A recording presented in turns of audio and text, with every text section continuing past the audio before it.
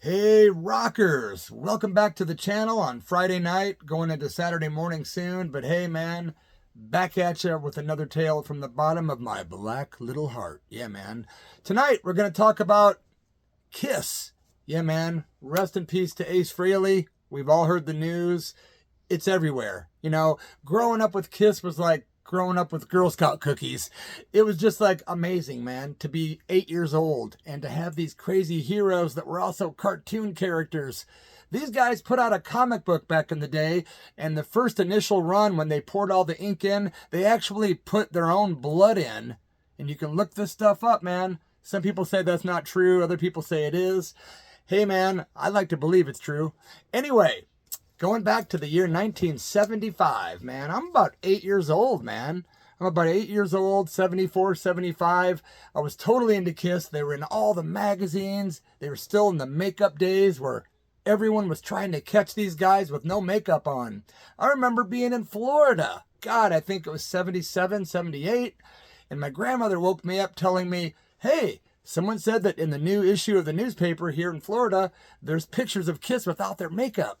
I made my grandparents drive me around, and the first two places we got to, oh, we're out of newspapers, and I'm like this antsy little kid trying to get my photos of Kiss with no makeup. Finally, we got the newspaper. I'm flipping through it. No pictures of Kiss without the makeup. Damn, broken-hearted little kid. Wearing size husky jeans. I had to throw that in, man. But I do remember when I got to the year 1975, the Hotter Than Hell album had been released, right? And it came out in October, I believe, of 75. I could be wrong on that. I actually made a note somewhere. Let me see if that note's on my page here. Probably not. But anyway, when that record came out, I couldn't wait to get Hotter Than Hell. My parents wouldn't buy it for me because my dad was adamant about keeping me away from all that Kiss stuff and all the Cheech and Chong records I had, which my mom would give back to me when my dad went to work. So what I did, when my birthday came around, March of 76, I believe, my Aunt Kay, bless her heart, she said, what do you want for your birthday this year, honey? I said, I'd like a copy of Kiss, Hotter Than Hell.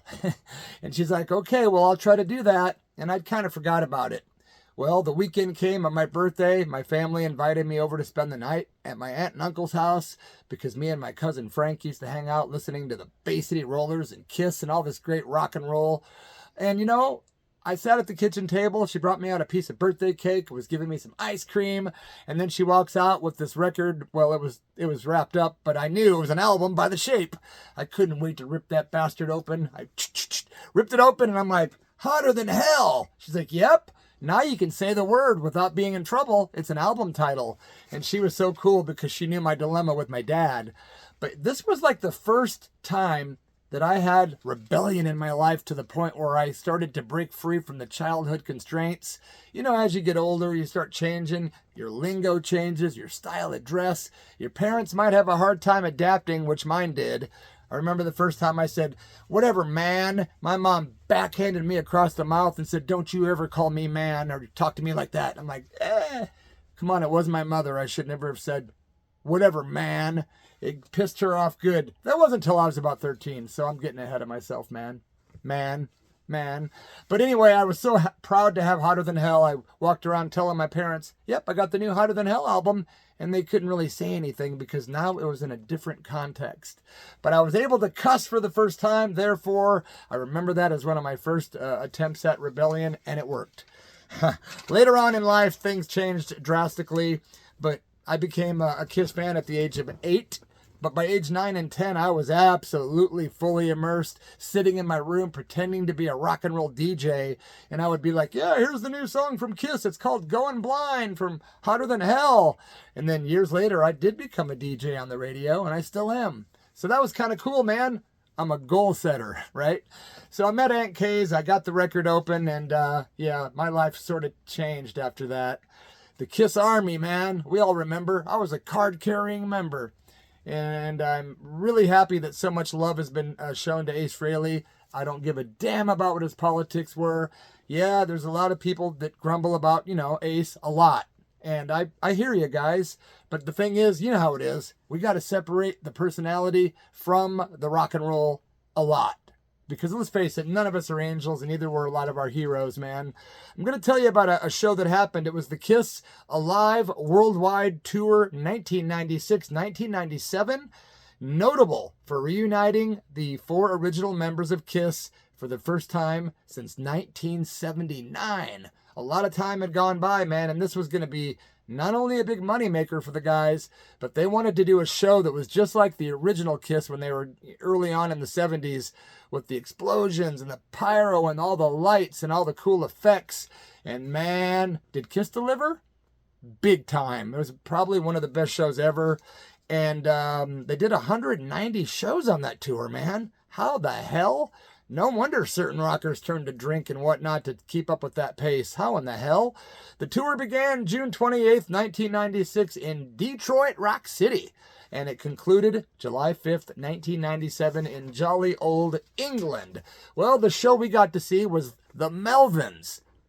Opening for Kiss. And this happened at the Mark of the Quad Cities in Moline, Illinois.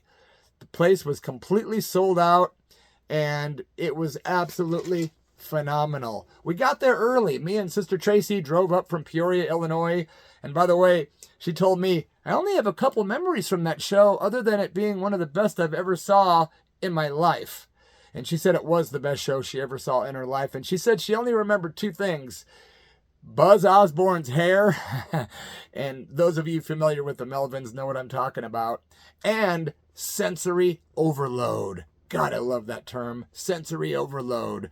That means your sight, sound, all that good stuff is just being blown off your face, like the old Maxell or whatever it was commercial with the guy sitting in a chair like this with his hair blown back, sitting in front of a speaker.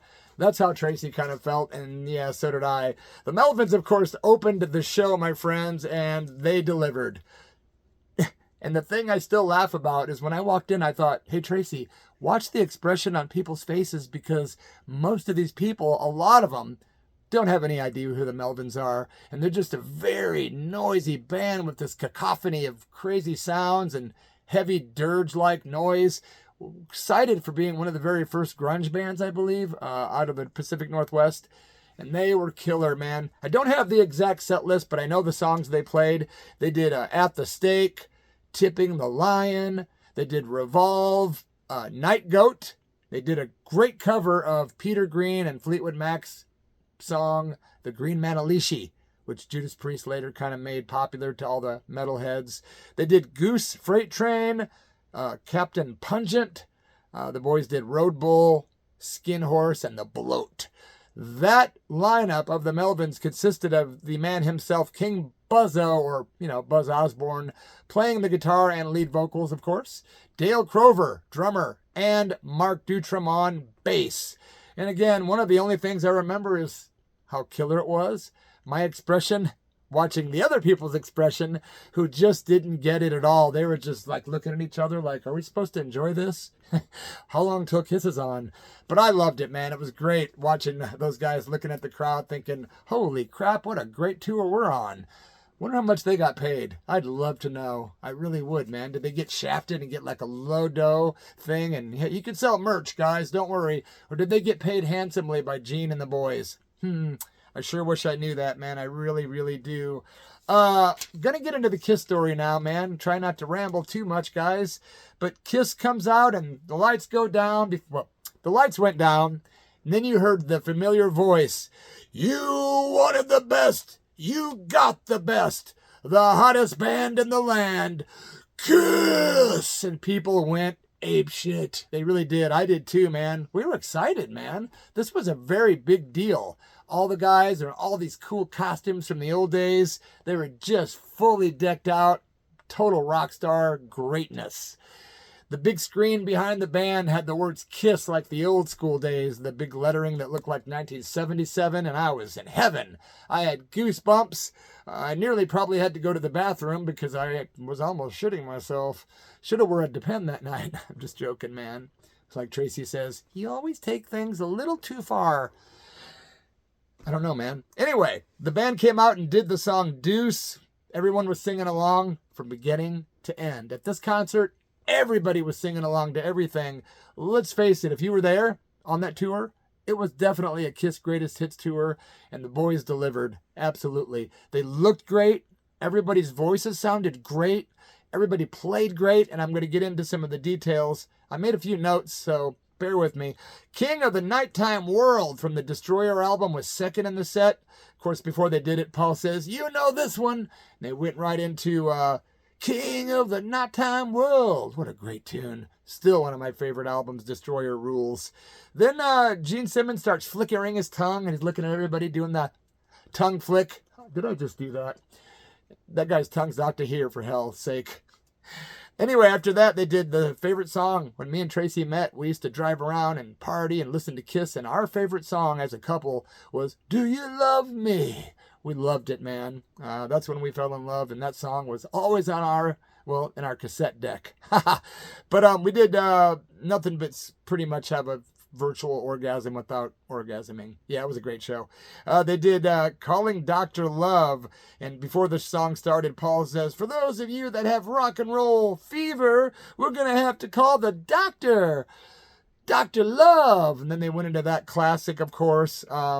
Gene's vocals, by the way, just spot on, man. He had the long hair and the tied up, and man, he had those bat wings under his arms and those big ass boots.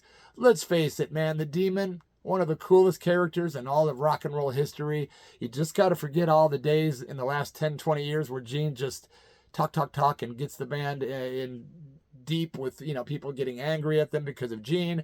All the merch, all the stuff that's been said. Wipe it off the slate, man, and just remember the music, guys, because that's what counts. Then, of course, they broke into a song I love so much and I could relate to back then, Cold Gin.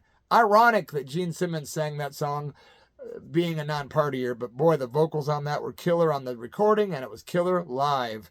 Ace Frehley's up there throwing out guitar picks. Can you imagine getting one of those? That would just be so badass, man. By the way, Gene Simmons, again, his backups and his lead vocals were stellar at this show. Paul Stanley sounded just awesome. Then Paul says, I ain't talking about no, I'm not talking about no 45. I ain't talking about a 38. And you know what he's going to go into, right? Love gun. He wasn't talking about an actual gun. He was talking about his private parts. The love gun. We know what that is, right? Then, of course, after that, Paul says, you want some good times? All we got to do is shout it out loud. And then the bass drum starts, and then Peter Criss kicks in. The whole band is rocking. And Peter Criss sounded great on drums, by the way. Guy gets a lot of flack. Even from his own band members, but I thought he was great, man. I love Peter Criss. My brother dressed up as Peter Criss for Halloween, I think, in 1977. I don't know if I ever dressed up as a Kiss guy. I bet many of you did. I know Sister Tracy dressed up as, I think, oh my God, she's going to kill me. I think it was Paul Stanley, or maybe it was Peter. Who cares? Anyway, they did Watching You after that.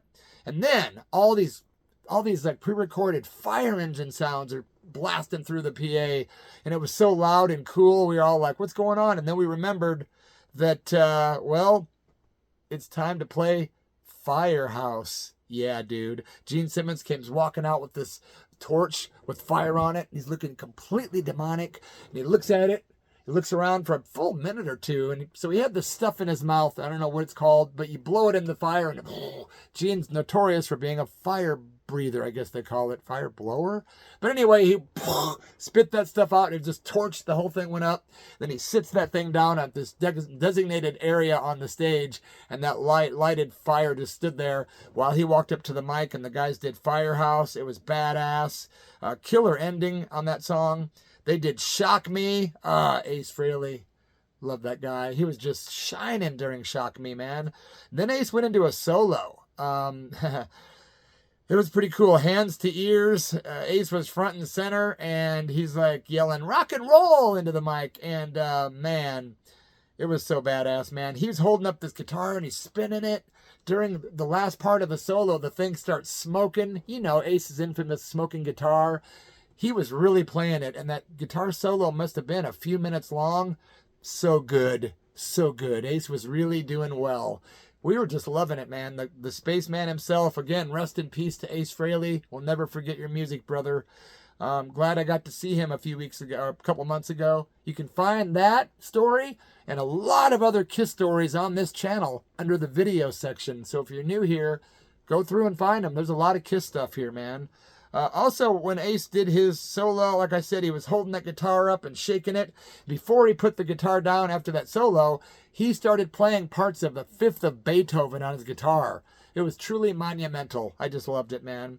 Strutter was the next song. The guitars were killer in Strutter. I just remember the boys up there playing, and I loved how they played together, too. They'd stand next to each other and just really get into it, just like the old days.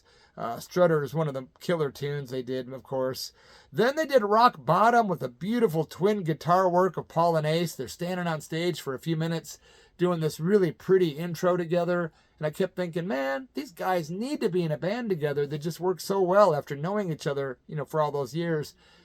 But they always say it was the Ace and Peter's drug and alcohol use that kind of got them out of the band. Whatever, I don't know what to say about that. But I know at this show, they appeared sober as a jaybird. Who knows what was going on behind closed doors? I don't know if Ace and Peter did that tour sober. I highly doubt it. I think I've read stuff where they said they didn't, and that led to some frustrations. But 190 gigs? We used to do 12 in a row, and I'd be burned out for a month. You got to give it to these cats, man. After they did Rock Bottom, Gene went into his notorious killer bass solo. The lights went out. You could hear Gene hitting the bass like boom, boom, boom. It was almost like the theme to Jaws, but rock and roll. And it was just as scary and creepy.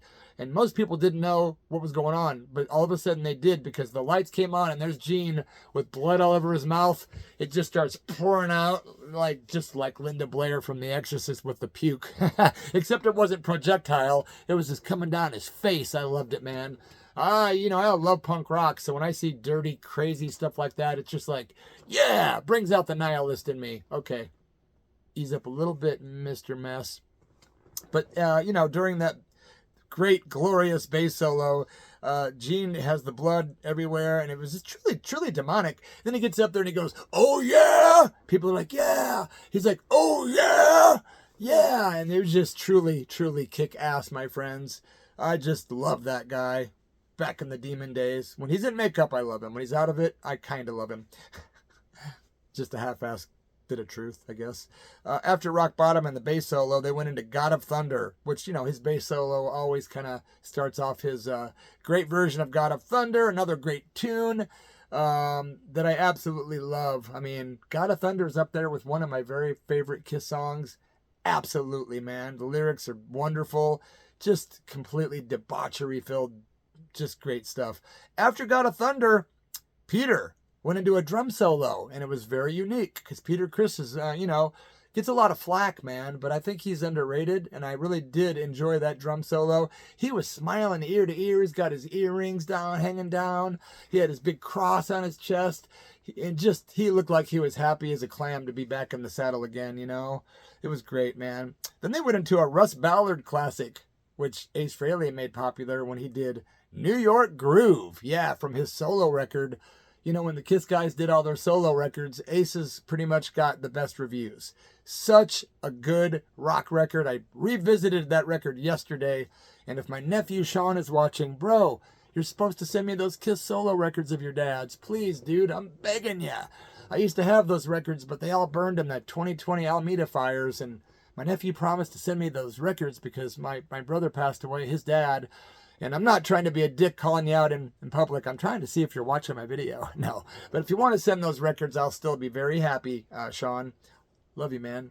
Also, after New York Groove, they did Let Me Go Rock and Roll. Gene and Paul and Ace are up there all together, just completely choreographed, doing the same movements. And it was so cool to see these guys doing something in unison like that. It was just very cool. It brought back all those fond memories of seeing Kiss's videos and the performances they did back in the day. Remember the Midnight Special TV show when Kiss was on there? That is monumental. You gotta go check it out on YouTube if you haven't seen the Midnight Special with Kiss. Oh my gosh. You can see Peter Criss singing lead vocals. You can see them destroying their equipment. And by the way, the Midnight Special my very favorite rock and roll TV show of all time. I used to fall asleep at about 11 o'clock. About an hour later, my mom would wake me up. Your show's on. I'd grab my pillow and blanket, go head right in front of that TV. I watched that show for years. Still the best rock and roll show ever. There's a lot of other ones, but that's my very favorite, and a lot of that stuff is on YouTube these days. After New York Groove, they went into Let Me Go Rock and Roll. Super ripping. 100,000 Years was next. Very nice surprise to hear that tune in the on the set list. Paul, Paul just amazed me on that one, man. He was just killer vocally, and I don't know. I made mental notes. I always keep mental notes. Black Diamond. That's the song that I believe Peter sings on, and they did on the Midnight Special. Couldn't wait to hear Black Diamond, man. That was kick ass. Then the guys left the stage, and I have kind of left out a lot. I haven't talked about the explosives. I didn't talk about all the lights. I didn't talk about all the stuff that was flashing on the screen behind the band. It's so hard to convey a Kiss concert talking about it. You almost got to be there, you know? But man, those guys left the stage. We knew they were going to come back out and do another tune. And I told Tracy at the time, they're going to do rock and roll all night and party every day. Remember when that song was released as a single? I do. Oh my God, that was just killer. It was one of the best songs ever. I remember being a little kid thinking, I can't wait until I'm 21 so I can go out on New Year's Eve and hear a lot of rock and roll and hang out with the big people. Of course, you know, once you become that age, you wish you were young again. And the older you get, you wish you were young again. So, you know, I was just extremely happy to have rock and roll all night in my life. I played that 7-inch until it was worn out, I swear to God. I'm sure many of you have similar stories. But guess what? When they came out for the encore, they did not one, not two, but 3 songs. Yep. Guess what the first one was? It was not rock and roll all night. They did Detroit Rock City. Killer tune. By the way, the movie Detroit Rock City, love it. One of the coolest rock and roll films ever. I love that movie so much. They did not disappoint doing that. The crowd was extremely noisy. People were singing along to every single song. Paul came out with a different outfit on. He had like this, it was either furry or feathery top on, black, strutting around with his big boots on. That guy was so awesome, the Star Child. I always loved Paul Stanley as a lead man. He was just badass and almost made for rock and roll. Kind of was. Spent most of his life doing it, you know. But after they did Detroit Rock City, he's like, if you want more, we can play more. And we're all like, yeah, yeah. And of course, did not see this one coming, man. But after Detroit Rock City, I was like, surely it's going to be rock and roll all night now. Nope. Peter Criss came out. All the lights went down. All of a sudden, there's a stool on stage. Peter's like looking at everybody and waving and smiling away. Had his towel around his neck. And the spotlight shone on him as he sat down on that little stool that was sitting there. And then you hear the pre-recorded music to Beth. Yeah, even though that was their biggest selling single of all time, a lot of people, you know, didn't want to hear a mellow version of Kiss. But when that came out, they wanted it because it was, the sales don't lie. Peter Criss did that version of Beth, which almost made you want to cry because when that came out, it was like, whoa, this isn't hard rock, it's a ballad. But again, man, many people absolutely love Beth. And we really enjoyed Peter Criss up there in his glory. It was really cool, man. Yeah. He says, God bless you all at the end, you know, and walked off the stage. And then I knew it was going to happen. I knew it. Rock and Roll All Night was the next song. We went batshit crazy. Everybody was freaking out. A bunch of confetti and stuff starts flying out of. They have these like machines that shoot confetti and they blow it all over the place.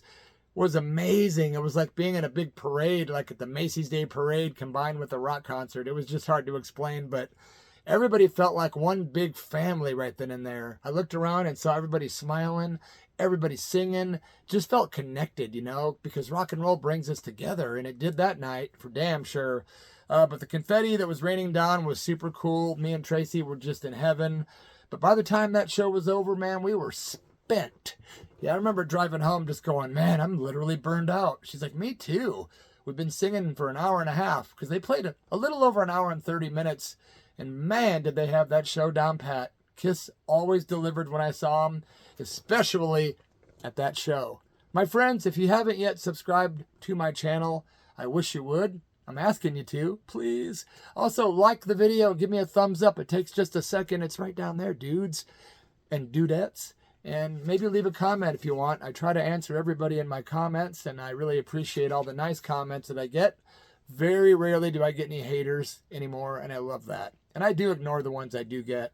And thanks again for those who attended my recent live. It broke all the numbers for all my lives. It was the best one yet by far. I will be back again soon with more punk, rock, metal, hard rock, and curveball stories ultra soon right here at Bloody F Mess Official. Thanks a lot, guys. We are the tribe, and I appreciate being part of it with you guys. Rock on and have a killer weekend, man. Cheers.